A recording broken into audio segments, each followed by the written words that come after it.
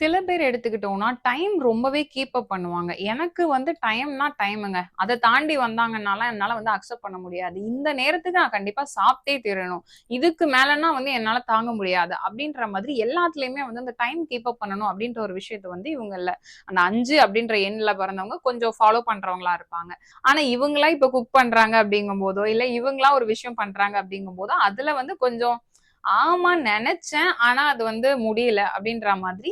மத்தவங்க பண்ணா அத கரெக்ட்டா பண்ணணும். ஆனா நான் பண்ணும்போது அத கொஞ்சம் பரவால்ல அப்படின்ற மாதிரி அத ஃபாலோ பண்ண மாட்டாங்க. இப்போ ஒரு இடத்துல வந்து ஒரு பஞ்சாயத்து நடக்குது அப்படின்னா, அதுல வந்து ஒரு ஜட்ஜா இருந்து அவங்களுக்கு வந்து ஒரு இத இப்படிதான் நீங்க பண்ணியிருக்கணும். இத நீங்க இப்படி பண்ணியிருக்க கூடாது அப்படின்ற மாரி இந்த மத்தியஸ்தம் பண்ணக்கூடியது அப்படின்றது வந்து இவங்க ரொம்பவே சிறப்பா பண்ணக்கூடியவங்க. ஏதாச்சும் ஒரு விஷயத்த வந்து இவங்க கத்துக்கிட்டே இருப்பாங்க. இது வந்து நான் முன்னாடி சொன்ன மாதிரி ஏதாவது ஒரு டிகிரி முடிச்சு அடுத்த டிகிரிக்கு கேப் அப்படின்றது மட்டும் இல்ல.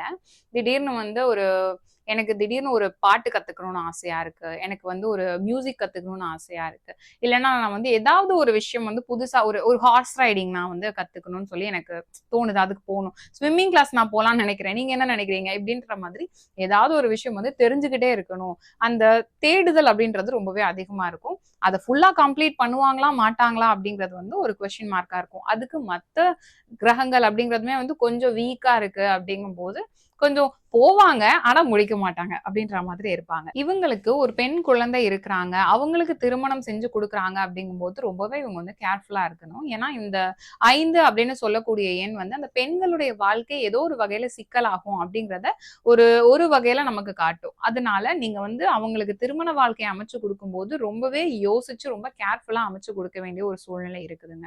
அது தவிர இப்போ நம்மளோட வாழ்க்கையில ஏதாவது லேண்ட் சம்பந்தமா பிரச்சனையில போய் மாட்டிக்கிட்டேன். இல்லன்னா வந்து யாருக்கோ ஒருத்தங்களுக்காக கையெழுத்து போட்டேன். இப்போ அதுல வந்து நான் மாட்டிக்கிட்டேன். இந்த மாதிரி பத்திரம் சம்பந்தமான, நிலம் சம்பந்தமான இடத்துலலாம் வந்து போய் மாட்டிக்கக்கூடிய இந்த பாண்ட் ரிலேட்டடான விஷயங்கள்னு வச்சுக்கோங்களேன். இது எல்லாத்துலயுமே வந்து மாட்டிட்டு அதுல முழிக்கக்கூடிய ஒரு நிலைமை அப்படிங்கிறது இவங்களுக்கு கொஞ்சம் அதிகமாவே ஏற்படும். இது எல்லாமே உங்களுடைய சுய ஜாதகத்திலயுமே இருக்கணும். சோ அதையும் நீங்க வந்து ஒன்ஸ் வெரிஃபை பண்ணிக்கோங்க.